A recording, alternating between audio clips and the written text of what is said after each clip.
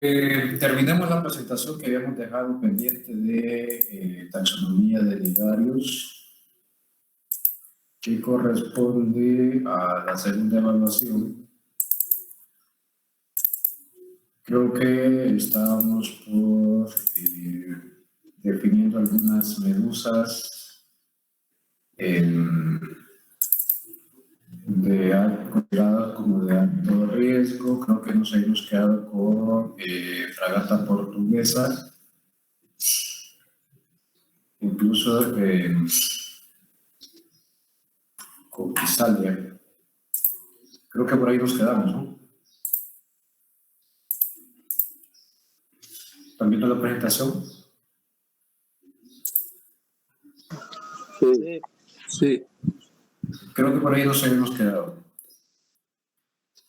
Si hacemos un repaso a algunas diapositivas anteriores, estábamos viendo algunas especies particulares de la famosa Hydrozoarius o medusas, como por ejemplo hablamos de Cyanea, que es la que usualmente tiene mayor diámetro, y pues destaca por la gran cantidad de tentáculos que tiene. Si recordamos un poco de la anatomía de las medusas, decíamos que tienen una bolsa ventral que se contrae, se expande para producir ondulaciones en los bordes de la umbrela, ¿sí? O de la sombrilla, y de igual forma la cavidad ventral que forma a los nidarios, que es la característica puntual de estos organismos.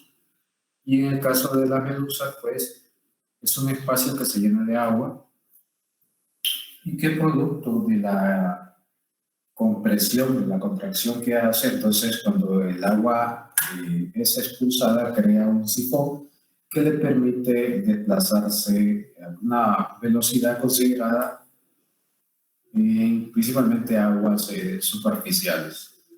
Existen algunas medusas que pueden soportar profundidades hasta de los 600 metros bajo el nivel del mar, y se han registrado algunas micromedusas a más de 1200 metros bajo el nivel del mar, pero cuando hablamos de micromedusas estamos hablando de seres bastante pequeños, diminutos, y que la presión hidrostática del agua pues no permite, ¿no? Porque imagínense sumergir por ejemplo, Cyanea a esa profundidad prácticamente el tamaño que tiene casi en la superficie, a 1200 metros bajo el nivel del mar.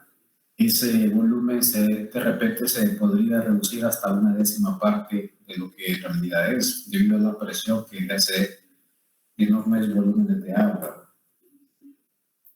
Hablamos de características puntuales en las medusas, como por ejemplo el mecanismo de defensa que tienen mediante los nidocistos o nematocistos, que son pequeñas células o pequeños corpúsculos que son lanzados o excretados a partir de sus tentáculos, a través de sus, no podríamos decir extremidades, pero sí protuberancias que salen del cuerpo, y que estas, cuando entran en contacto con tejidos blandos, tejidos suaves, epidérmicos o dérmicos de otros organismos, pueden producir irritaciones, pueden producir lesiones leves, quemaduras, picazón, urticaria. Y una de las que más tiene esa facultad es el caso de Physalis, Physalis, conocida como la fragata portuguesa, cuya toxina puede alterar el sistema nervioso de hasta cuántas personas dijimos. A ver si alguien se recuerda. 30. A ver. 30. Exactamente, 30 personas.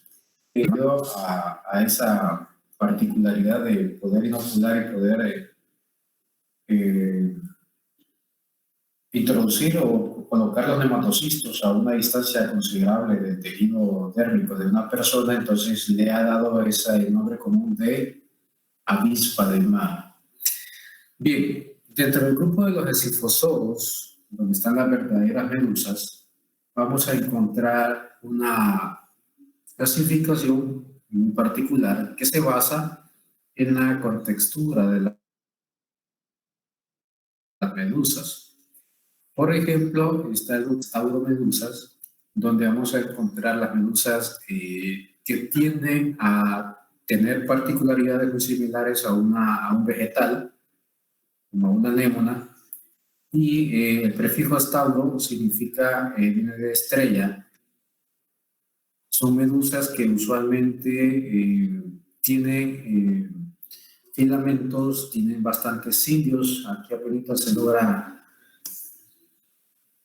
apreciar un poco con respecto a los filamentos que poseen las estauromedusas, que suelen ser o predominar en los arrecifes de coral. También se pueden adaptar a lo que se conoce como los ambientes abisales de las placas continentales, donde las aguas suelen ser bastante ricas en materia orgánica, y a través de esos filamentos ellos pueden capturar bastante zooplancton o fitoplancton. Ahora bien, también tenemos a las medusas más voluminosas, llámese semiostomas. Las medusas semiostomas es donde se encuentran las medusas con mayor diámetro, con una umbrella, una sombrilla más extensa, bastante voluminosa. Y entonces ahí he colocado tres géneros. Por ejemplo, ahí está Pelagia noctiluca, que también ya lo hemos mencionado anteriormente por su toxicidad. Aurelia aurita, el prefijo aurum, el prefijo latín que significa oro, hace mención al hecho de que esta medusa a veces tiende a cambiar las tonalidades, como el color dorado, como amarillento, y entonces los primeros zoólogos que la lograron identificar, pues le dieron esa característica, como la medusa de oro. Y está también Crisora isocela, es otra de las comunes. Aquí está, hay un error ahí, H minúscula. Entonces, dentro de esta segunda subclase llamada semiostomas, vamos a encontrar, por ejemplo, a Cyanea, vamos a encontrar a Tustela, que son usualmente las medusas más voluminosas, con una sombrilla, como el caso de Cyanea, hasta de 2 metros. Mientras que dentro de este último grupo, llamado Rhizostomoides, es donde vamos a encontrar, por ejemplo, a las medusas con los tentáculos más gruesos, no necesariamente los más largos, pero sí los más gruesos, y que, como ven, por ejemplo, en este género, Rhizostoma octopus, tiende a asemejarse mucho a los tentáculos de un pulpo, de un molusco o un cefalópodo. Y entonces esa es una particularidad de este grupo llamado Rhizostómidos.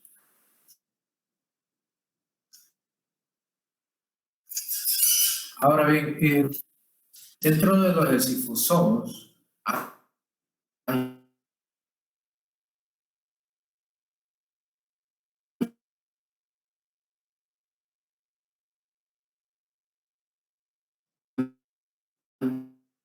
tres en orden Coronati, hace referencia al ancho de la umbrella, como se muestra en esta imagen, que por eso la coloqué acá. Y las sombrillas de este orden son bastante, de bastante diámetro y bastante vistosas, pero aún así no llegan a alcanzar, por ejemplo, el volumen de las semiostomas, como en el caso de Cyanea. Y las otras dos, pues, hacen referencia a lo que mencioné anteriormente, volumen y el grosor de los tentáculos, en el caso del tercero. Eso en cuanto a medusas. Recordarles que las medusas son organismos cuya anatomía aproximadamente el 80 al 90% es agua. Sus tejidos son prácticamente tejidos bastante disimulados, o sea, acuérdense que son hematozoos, son los primeros organismos que comienzan a tener tejidos. Entonces, los tejidos que conforman una medusa son bastante disimulados o bastante débiles para que lo puedan entender de esta forma. Ahora bien, por otro lado, tenemos a los antozoos, donde vamos a encontrar a las anémonas, que son las que ustedes están viendo acá.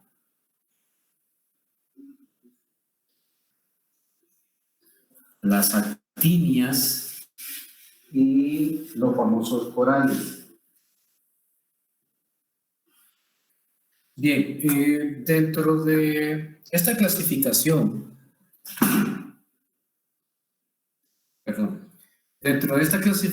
vamos a darnos cuenta que estos organismos son particularmente sésiles.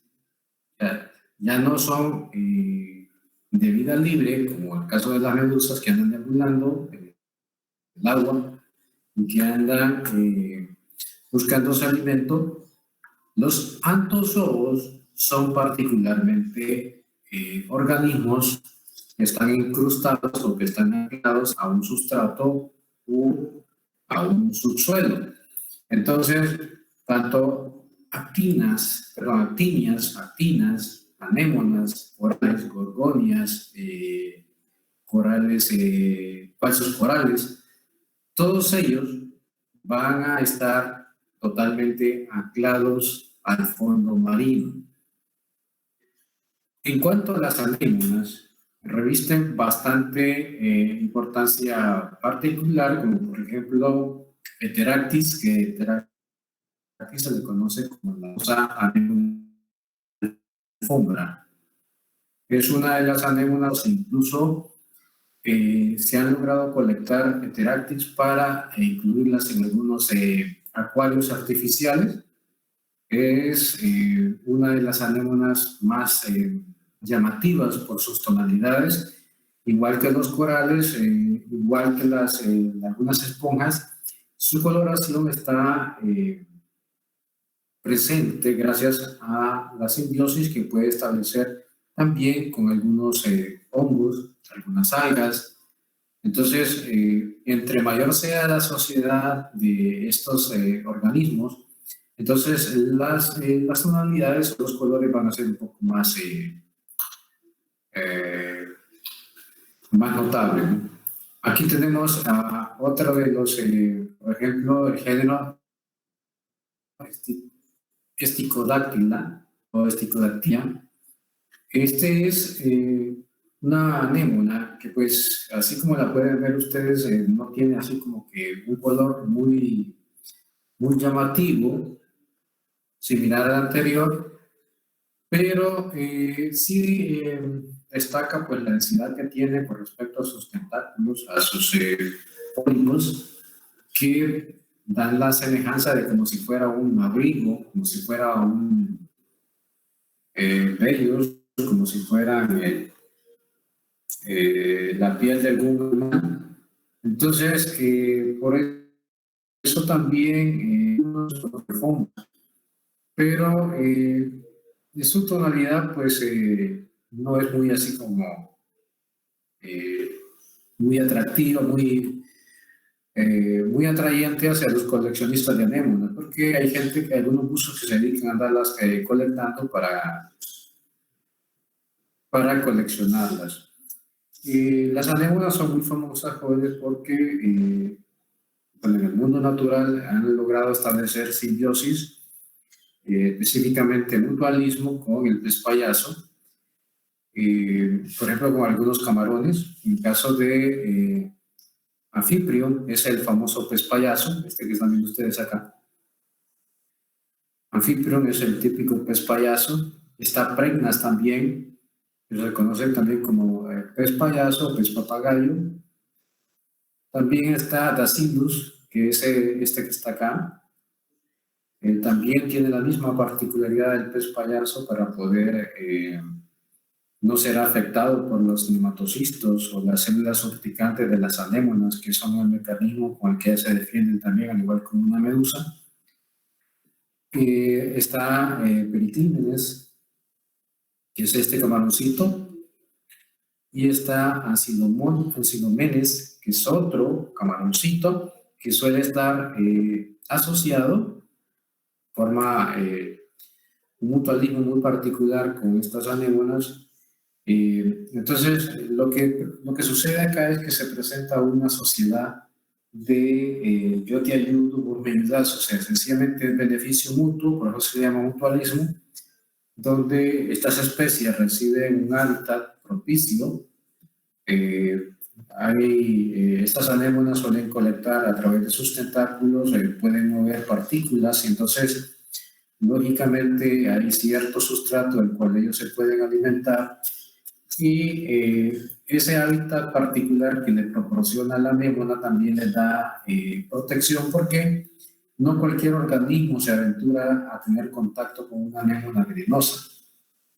Entonces, prácticamente el pez o el camaroncito tienen protección, tienen alimento, tienen casa, y ellos de cierta forma pueden mantener el espacio limpio, porque también al ser depredadores de ciertos organismos impiden que algunos depredadores o algunos organismos que tienden a producir ciertas enfermedades sobre las anémonas, ellos las mantienen a raya. Entonces, por eso se establece este tipo de particularidad entre estas dos especies.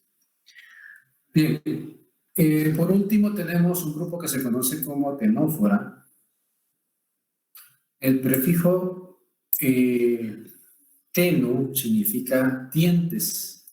Entonces aquí vamos a encontrar dos clases particularmente, que es la clase tentaculata y la clase nuda, donde aquí vamos a ver organismos cuyo, bueno, vean los primeros, parecen bolsas, parecen globos de esos que se levantan con aire caliente y con luz bastante llamativa. Ahí tenemos otros. Y otros organismos. Entonces, ¿qué tienen de particular estos organismos, como por ejemplo con las medusas, las anémonas?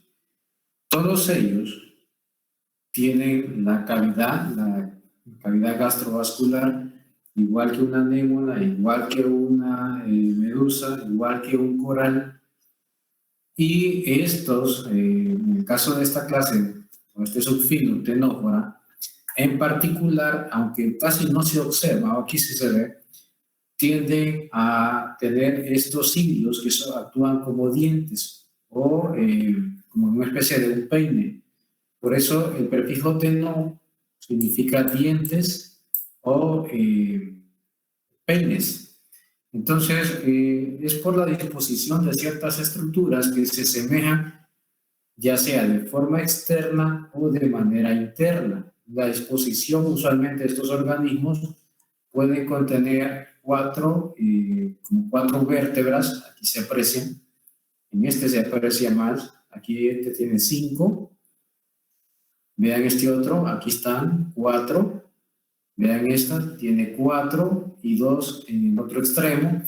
Entonces, esas estructuras están conformadas como por piezas en forma de dientes. Entonces, esa es la particularidad que tienen, o la diferencia que los hace notorios a las medusas, a las anémonas y a los corales. Ahora bien, tienen una consistencia, tienen una anatomía muy similar a una medusa, se mueve muy similares a una medusa, su cuerpo se contrae, se expande, el agua que almacena en el interior cuando se contrae, entonces sale expulsada y forma un sifón, igual que una medusa, y se mueven de la misma forma, no ondulando, pero sí a través de la expulsión del agua. Su hábitat, debido a la bioluminiscencia que ustedes observan acá, está muy marcado y estaba bastante centrado que estos organismos pueden sobrevivir o pueden adaptarse a ambientes bastante oscuros, o sea, aguas muy profundas que fácilmente sobrepasan los 1500 metros bajo el nivel del mar.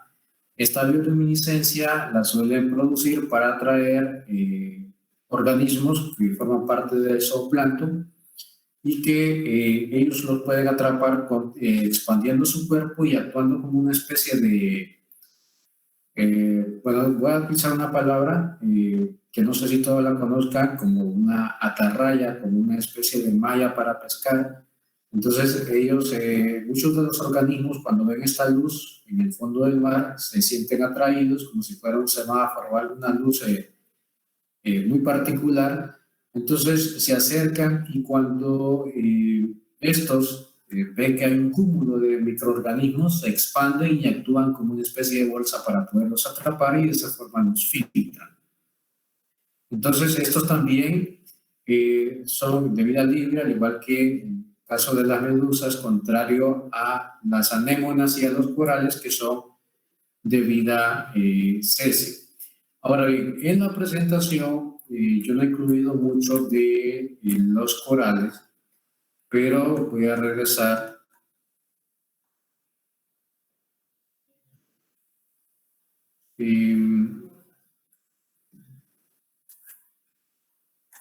No creo que no lo coloqué.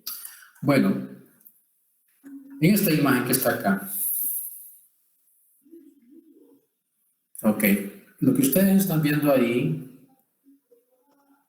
es una colonia, así como por ejemplo las islas, como por ejemplo una colonia de esponjas. Entiéndase que ambos son animales, pero en este caso lo que ustedes ven es toda una colonia donde viven miles o a veces hasta millones de microorganismos con forma de bolsita que se les llama pólipos y que viven en esa estructura, en todo eso amarillo que ustedes ven ahí o eso rojo que se ve en el centro o incluso en este que se ve al fondo que parece ser como una especie de árbol. Ese es un coral, solo que se ve de color rojo por la combinación o por la asociación de zooxantelas de ese tono. Entonces, ¿qué es en sí, por ejemplo, un coral? El coral en sí es una asociación de miles de organismos microscópicos, llámese pólipos, que viven en una estructura de carbonato de calcio que puede o no tener color y que esta va a ir incrementando de tamaño bastante lento a medida las condiciones de fito o zooplancton que los alimenten estén disponibles. Estas condiciones van a depender lógicamente de la calidad del agua, del mar y todo lo demás, la temperatura, algo sobre lo que hablamos anteriormente con lo del blanqueamiento. Los corales se reproducen de forma sexual, o sea, los pólipos pueden generar gametos masculinos, unos y otros gametos femeninos, o sea que son dioicos. Se requiere de estructuras masculinas y de estructuras femeninas.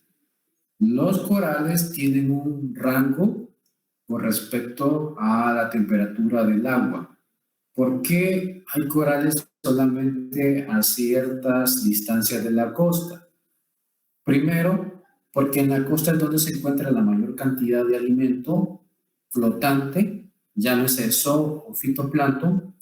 Y segundo, porque las aguas del Caribe son las aguas más ricas desde el punto de vista de la disponibilidad de alimento y las que presentan los parámetros de temperatura más adecuados para la proliferación y el desarrollo de los arrecifes de coral. Los arrecifes de coral no es otra cosa más que cúmulos de cientos de especies de coral, porque coral hay de varias especies Dentro de los que destacan los corales de abanico, por ejemplo, los corales del tipo cerebro, creo que ya he colocado uno. Es que de coral casi no coloqué. Estos son de abanico, este que se ve acá. Ese es un coral del tipo de abanico. Y bueno, hay unos similares a este que se les conoce como corales de cráneo, porque tienden a asemejarse a un cráneo, pero realmente hay unos que sí se parecen bastante a lo que es el cerebro, ¿no? Bueno, eso sería particularmente lo de los nidarios. No quise colocar más taxonomía porque en realidad los nidarios o los elenterados, desde el punto de vista económico, pues no revisten así como que mucha importancia. Bien, preguntas.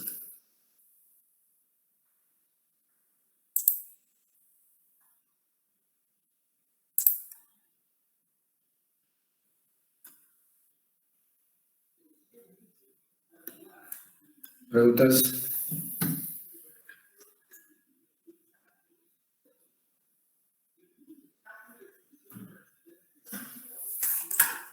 Lick, una pregunta. ¿Es posible que un coral pueda cambiar su color?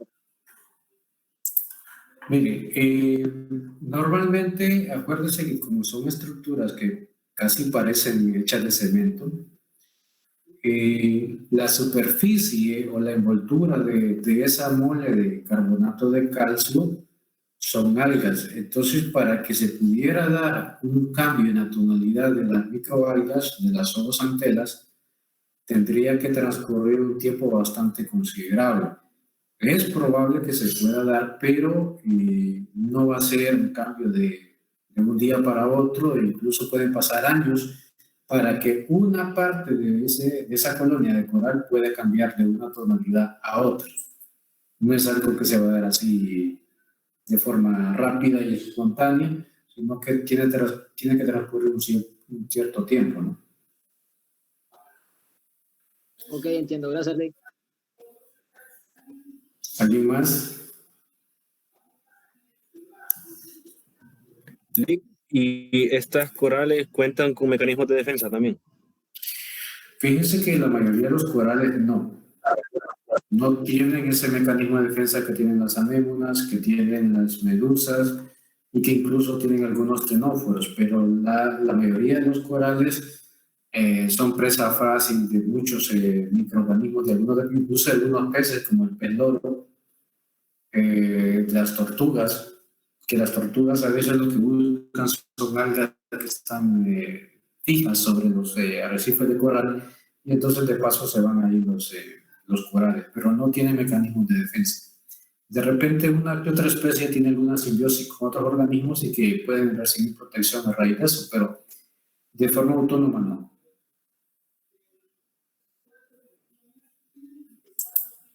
Entiendo, gracias.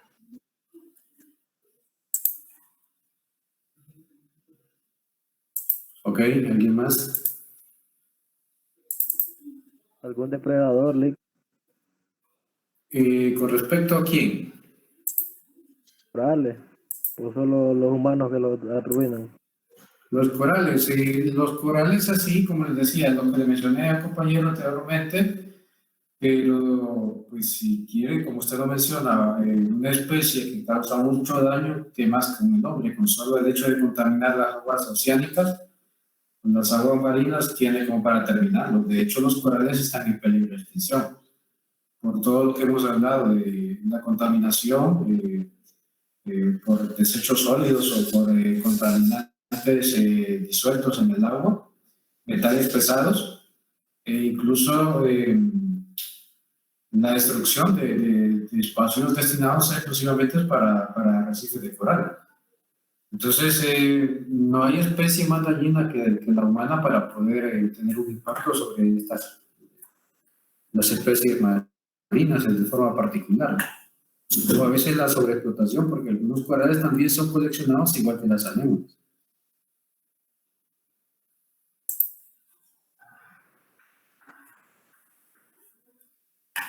¿Alguien más? Yo tengo una pregunta. Dígame, Caterina.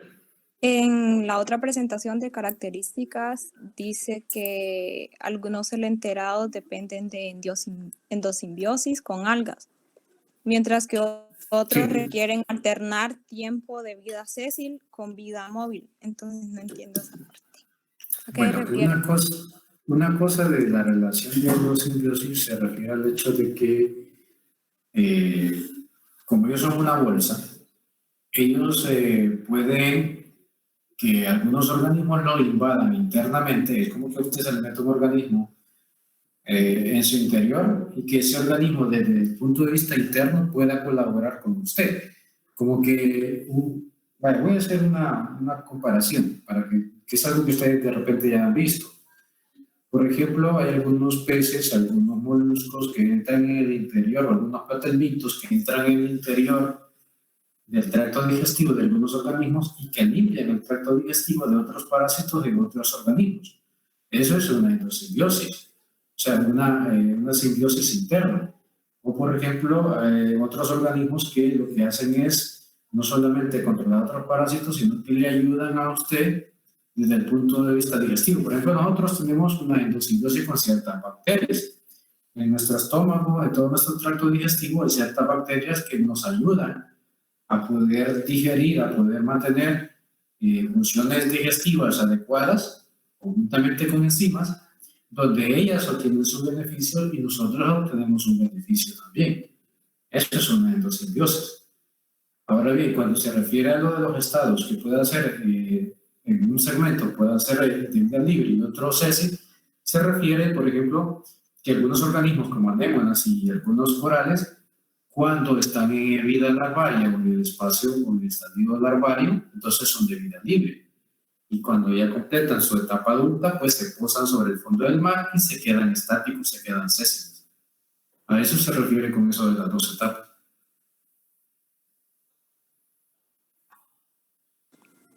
Ok, gracias. Ok. ¿Algo más?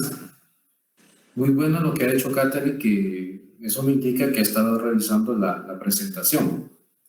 Entonces, eso es algo fundamental. Ustedes tienen que revisar esas presentaciones y buscar todas las dudas, todas las consultas que ustedes tengan. Es que Dígame. yo pensé que estas presentaciones entraban en el examen, entonces por eso las estoy Ah, estudiando. ya está No avanzado, sabía. entonces. Ujú. Bueno, pero ya estudié adelantado, entonces. Ojalá que no le haya afectado en su examen y haya estudiado más de estas y menos de aquellas.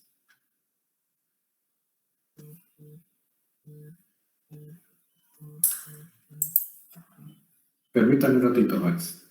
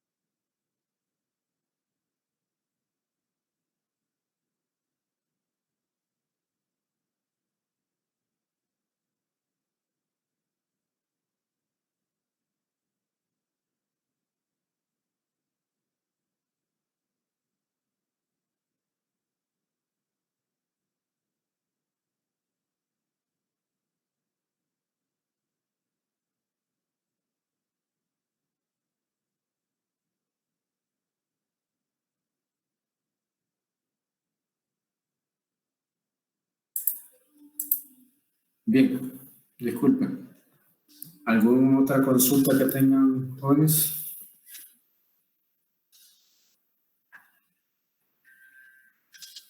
No, bueno, voy. Lick,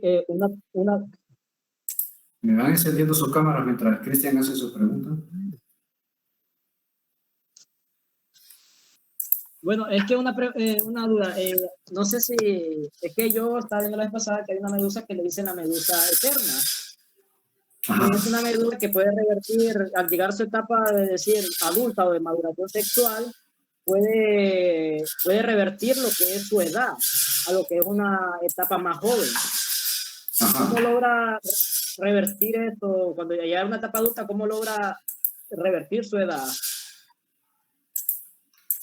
Ok, resulta que dentro del grupo de los nidarios existe mucho lo de las famosas células totipotenciales. Si recuerdan ese concepto, se aplica para células que tienen la capacidad de replicarse y de regenerar células en su distinta variedad de tejidos. Entonces son células que pueden generar tejidos con una facilidad asombrosa. Entonces, esto se da no solamente en anémonas, se da también en algunas medusas, se da incluso a nivel de coral, solo que en el coral, debido a su tamaño, casi no se nota, pero sí se da en anémonas, se da en medusas e incluso se da en ctenóforos. Ahora bien, no es exactamente que tenga esa capacidad como para hacerse jovencita. Prácticamente ahí lo que está sucediendo, igual como sucede en las plantas, es una restauración de tejidos. Entonces, llámese prácticamente una renovación de ciertos tejidos específicos y por eso el término de restauración, pero no es el que se va a rejuvenecer prácticamente. Realmente lo que sucede, vuelvo y repito, es una restauración de tejidos, como lo que sucede en las células epiteliales de su mano, de su cara, donde las células que están conformando la piel de su cara hoy no son las mismas que van a estar la próxima semana. No sé si me explico. Las células que están formando ahorita en la palma de su mano no son las mismas que van a estar la próxima semana, porque esas células constantemente se están renovando, se están restaurando, se están reponiendo. Entonces, igual sucede con esta medusa que menciona Cristian. Pero, digamos, al utilizar, digamos, bueno, cuando empieza a rejuvenecer, digamos, sus células, como usted lo dice, bueno, se muere parte del tejido hasta perder, como, porque yo lo que leí es que disminuye su tamaño. No sé si es, al momento de mover el tejido, pierde, como decir, masa y lo vuelve a renovar. Volumen. Ajá, pierde volumen y, bueno, ¿eso es lo que pasa o queda en su tamaño normal? Sí, durante un espacio de tiempo va a haber una disminución de volumen, pero va a regresar a su volumen anterior debido a que el organismo vuelve a adquirir la misma cantidad de células. Acuérdese que un tejido, las células algunas van muriendo, pero se van generando nuevas y entonces hasta que se da una remoción completa. Es como que usted quisiera cambiar una pared, pero entonces va sacando aquellos ladrillos que están viejos, que se están desmoronando y solo va dejando los buenos, hasta el punto de que usted termina cambiando todos los ladrillos de una pared. Eso es lo que sucede con se llama remoción tisular. Oh, bueno, entiendo. Pero al pasar eso, su reproducción sigue siendo igual que las otras, ¿verdad? No cambia. Igual, no cambia para nada. Ok, entonces, gracias, Lick. César, creo que tiene una pregunta. Sí, y conforme a los quecos, que a veces uno les corta la cola y le nacen así otra vez, y algunos otros de la misma especie de ellos, es lo mismo que las medusas. Sí, se llama regeneración tisular. Pero solo... O sea, vuelven a regenerar ciertos fragmentos de su cuerpo, igual como sucede con los anémidos, que es lo siguiente que vamos a ver. Pero solo una vez, bueno, según lo que leí, solo una vez. Solo una vez es tangible. La segunda vez es mucho más lento. Se puede volver a dar, pero lo hace mucho más lento. No sé si me explico. Sí. O sea, las células totipotenciales actúan de forma casi inmediata una vez, la segunda vez lo hace más lento y así sucesivamente. Ajá, y así como por ejemplo con las lombrices me decía Nelton fue el que me dijo de las lombrices, que una de las partías inmediatamente se sanaban. ¿Cómo sucede con las lombrices? Okay. Sí, solo le voy a adelantar un poquito. Resulta que las lombrices son un organismo bastante muy curioso, porque además de ser hermafroditas, tienen varios corazones. Entonces, si usted los fragmenta, los divide en esos segmentos adecuados, ellos se pueden multiplicarse en tantos pedazos usted lo haga, siempre y cuando hayan vasos que garanticen la circulación de lo que se conoce como la sangre primitiva de ellas, que es una especie de... no sé si ha visto usted la sangre de los curiles, que es negra. Sí, son bien ricos. Bueno, entonces en ese grado evolutivo, estos organismos, si usted les deja vasos, si usted lo hace pedacitos, si usted le deja vasos y estructuras nerviosas, ellos se pueden reproducir. Eso es sencillamente fragmentación. Además de que se reproducen de forma sexual. Entonces las lombrices sí se reproducen por bipartición. Sí. Sí lo pueden hacer, solo que se le llama fragmentación. Bipartición es cuando el organismo tiene la capacidad de, por decir usted, se hace dos César ahorita. Como si fuera un dibujo animado, ahí se partiera a la mitad y entonces cada pedazo se hace un César nuevo. Eso es bipartición, cuando la división es autónoma y voluntaria, pero en este caso de las lombrices es involuntaria. O sea, los fragmentos son producto de un accidente o de una determinada evento. Por ejemplo, le agarró una cuchilla de un arado, de una rastra en la tierra y entonces la partió, entonces eso hace dos pedazos o dos fragmentos.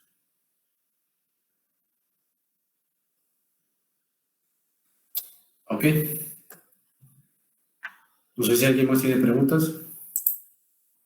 Paso a lista. Rosa creo que pidió permiso. Daniel. Presente, ¿me escucho? Sí. Vamos a ver, Stephanie. Stephanie anda en el hospital. Está No mal de me dijo salud. nada. A ver, no me dijo nada. Me dijo a mí que le dijera, es que ella tiene bastante tiempo de estar mal. Incluso dijo que en la mañana tenía que ir al hospital, pero dijo que lo pospuso para hacer el examen. Ok, bueno. Carol. Presente. Muy bien. Astrid. Astrid.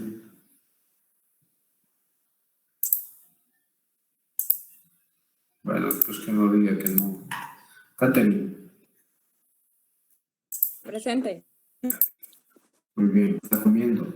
Cristian, por ahí está. Presente. Emily. Presente. Ok.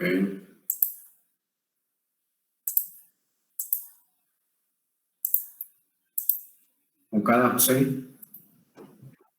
Presente, Muy bien. Nelton, por ahí está. Isaac. Presente. Presente. Bien, bien. César, ahí está. Presente. Perla. Presente.